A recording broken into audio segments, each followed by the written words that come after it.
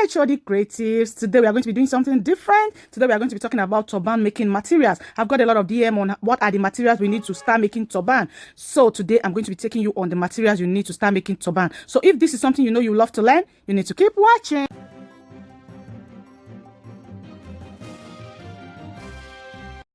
Welcome back. So today we'll be talking about turban making materials, and turban making is one part of the headwear making.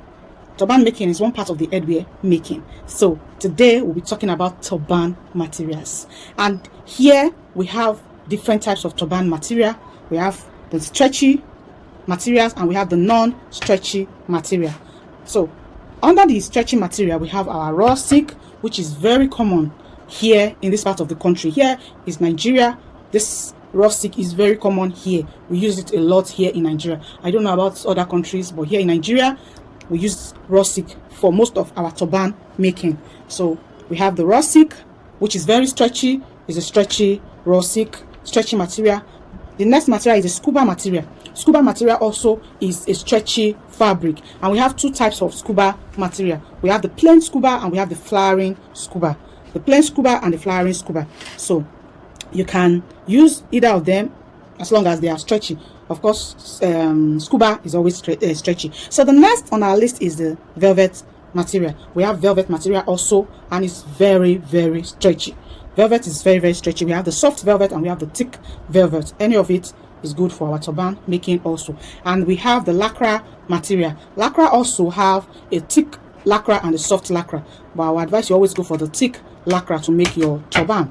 And also this lycra also have the flowering lycra, and it has the plain lycra, so you can make use of any one, and they are always stretchy. So the next on our list is the duchet material. Duchet is a little stretchy. It's not that stretchy. It's a little stretchy, not as stretchy as raw silk or velvet, but it's also stretchy a little bit, which we can categorize it as the stretchy fabric because it's not that hold. It's a little stretchy. Now the last one on our list is the crepe material. Crepe has a stretchy crepe. We have stretchy crepe, so, and it's also very stretchy and also good for making turban.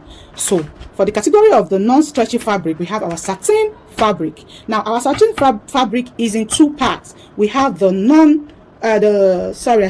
we have the doll face. Yeah, we have the doll face and we have the shining face. For satin material, we have the shining satin and the doll face satin. Whichever one is also good for turban making. Then we have our damask material. Damask also we use for turban making. Then we have our mikado fabric, is also good for turban making. And Ankara, you can use your Ankara to make your turban fabric, your turban cap. Yes. And we have our lace. You can also use your lace to make your turban. If you're making your turban with lace, you can line it with a stretchy fabric. You can line it with non-stretchy fabric. We'll get to how you do the back later, but we use lace for turban making. And the last on our list is the crepe material, which is also non-stretchy. We have a stretchy crepe and we have a non-stretchy crepe. So whichever one is also good for our turban making. So these are the common materials we use for turban making, both the stretchy and the non-stretchy materials. They are materials we can get around and easily accessible to make your turbans. So now the next thing is the turban parts. We have our turban parts, and it is categorized in the turban base and the turban crown. This crown also can also be the embellishments. Yes, we can also call it as crown and embellishment / embellishment, sorry. But we have the turban base and also the crown. That's the one on the turban cap. So the number one on the list of this base is the band. We have our turban bands, and the band we have is, the first band is the round band. The round band. Now the second is the V-shaped band. The V-shaped band. And the third is the zigzag band. We have the zigzag band. The zigzag band. Okay. And I'm sure you would have seen I made a video about this zigzag band in maybe 2 or 3 down my video. Just check it out. You see how to make this zigzag band turban base. Now the next is the body pleated, that's the body pleats. You know, there are turban that we pleat the body, and there are some that we don't pleat the body. So it's either you pleat the body of your turban or you leave it plain without pleating. So you have those options to pleat your body, your turban body, or to leave it without pleating. Now, and also the down of your turban has to be curved.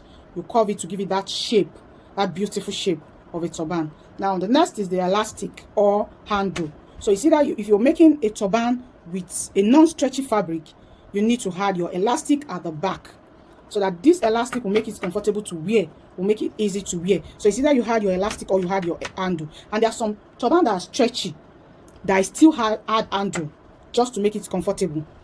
Just to make, I hope you understand that, just to make it comfortable to wear. Most especially those ready to wear turban cap, you see handle on them, so that anybody can wear it, any head size can wear it. Now, the next part is the crown part. So this crown, we have different types of crown.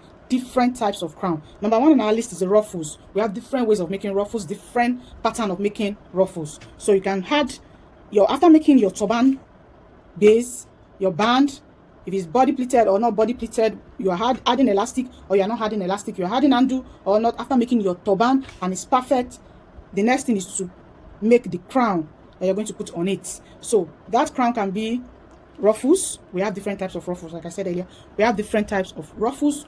You can make your ruffles. You can make a rose to add on it. You can make pleats, that you can pleat your turbans and put on your turban base. You can make a bow to add to your turban. You can make a cross, that's a crisscross. You can make a crisscross to add to your turban. You can make a knot to add to your turban, etc. We have different types of crown or embellishment to use to embellish our turban base, and it's very important we embellish them in a way that will be attractive. You can also, apart from you embellishing, putting your crown on it, you can also embellish with your stones, your trimmings, the different types of trimmings. We have different types of trimmings in the market just to bring out the beauty of your turban.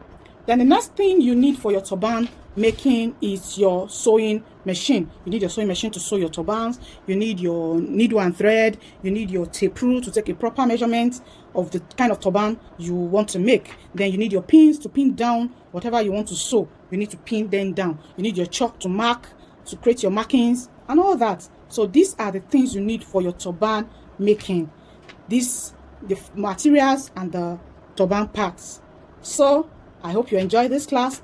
If you have anything to add to all these things I just mentioned, either the turban materials or the turban part, please you can drop it on the comment section. And we are here to learn. We are here to teach each other. So I'm going to be taking another part on autogele, the materials for autogele and the parts of autogele. So I'll see you in my next video. Bye for now.